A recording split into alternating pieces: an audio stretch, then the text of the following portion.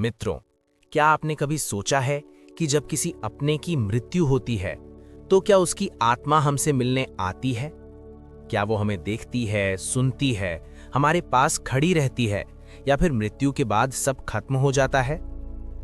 गरुड़ पुराण कहता है, मृत्यु केवल शरीर का अंत है, आत्मा की यात्रा अभी शुरू होती है। आपने शायद महसूस किया होगा, जब कोई अपना हमें छोड़कर जाता है तो अचानक घर में अजीब सी शांति छा जाती है। रात को नींद नहीं आती, मन बार बार उसी व्यक्ति को याद करता है और कई बार लगता है जैसे वो यहीं आसपास है। दोस्तों, ये कोई कल्पना नहीं बल्कि एक गहरा आध्यात्मिक सच है। गरुड़ पुराण के अध्याय 4 और 5 में बताया गया है, मृत्यु के तुरंत बाद आत्मा सुषुम्ना नाड़ी से निकलती है और यमदूतों के साथ परलोक की यात्रा शुरू करती है। लेकिन ये यात्रा तुरंत पूरी नहीं होती। पहले 10 दिन तक आत्मा अपने ही घर के आसपास रहती है। इसे प्रेतावस्था कहा जाता है। इस समय आत्मा अपने परिवार को देख सकती है, उनकी बातें सुन सकती है, यहां तक कि उनके दुख और आंसू भी महसूस कर सकती है। गरुड़ पुराण कहता है, मृत्यु के पश्चात प्रेत आत्मा अपने प्रियजनों के समीप भ्रमण करती है। अपने शरीर का मोह छोड़ने में उसे समय लगता है।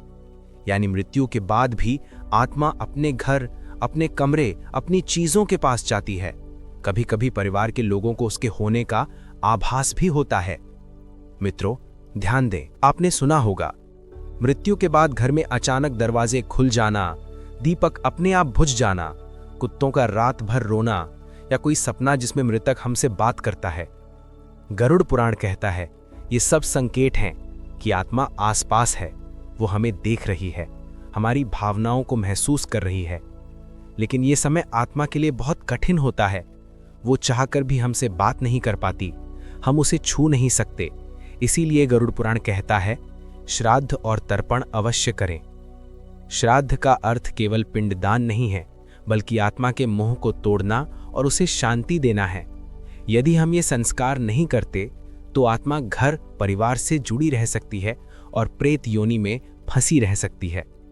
गरुड़ पुराण कहता है, जो मनुष्य अपने पितरों का तर्पण नहीं करता वो स्वयं कष्ट भोगता है और आत्मा शांति नहीं पाती।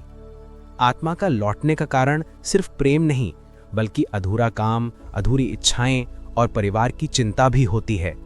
इसीलिए हमारे शास्त्र कहते हैं, मृत्यु के 13वें दिन भोज और दान पुण्य अवश्य करें। इससे आत्मा को आशीर्वाद मिलता है और वो अपनी अगली यात्रा पर निकल पड़ती है।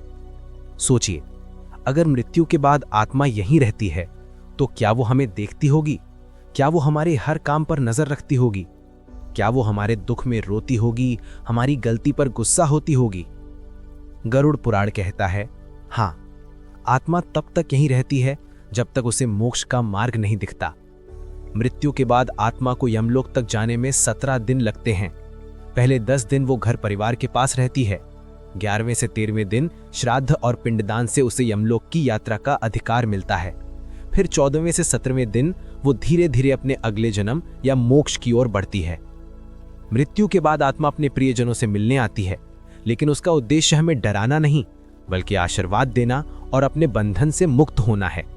इसीलिए जब कोई अपना चला जाए तो सिर्फ रोना मत, बल्कि उसके लिए प्रार्थना करो, दान करो, श्राद्ध करो, ताकि उसकी आत्मा शांति पाए और अगली यात्रा पर बढ़ सके।